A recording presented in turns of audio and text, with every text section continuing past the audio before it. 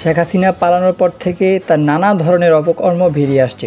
রাজনীতি পোষণকারীদেরকে দমন করতে আওয়ামী লীগ সরকারের সময়ে বহু মানুষকে গুম করা হয়েছে।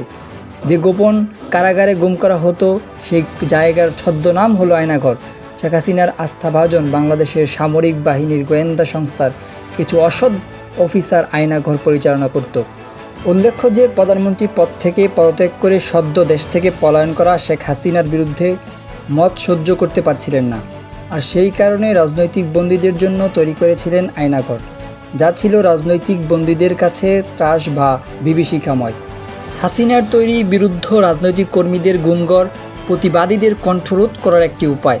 সারা দেশে ডিজিএফআইয়ের 23টির গোপন আটক কেন্দ্র রয়েছে, যার মধ্যে কয়েকটি রয়েছে ঢাকায়। 2024 সালের হিউম্যান রাইটস ওয়াচের রিপোর্ট অনুযায়ী শেখ হাসিনা ক্ষমতা আসার বছর 2009 সাল থেকে তার পতন পর্যন্ত বাংলাদেশে 600টিরও বেশি গুম হওয়ার ঘটনা রয়েছে।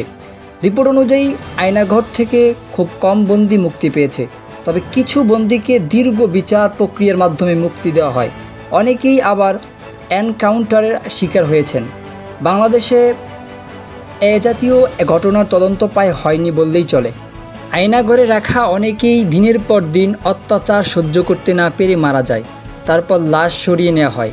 যাদের গ্রেফতার করা হয় তাদের খাতা কলমে কোনো তথ্য রাখা হয় না, আর যারা হাসিনার আস্থাভাজন ছিলেন তারাই আয়নাঘরের দায়িত্ব পেতেন। আয়নাঘরের বন্দীদের সঙ্গে তাদের পরিবারের সদস্যদের দেখা করা বা যোগাযোগের কোনো উপায় ছিল না।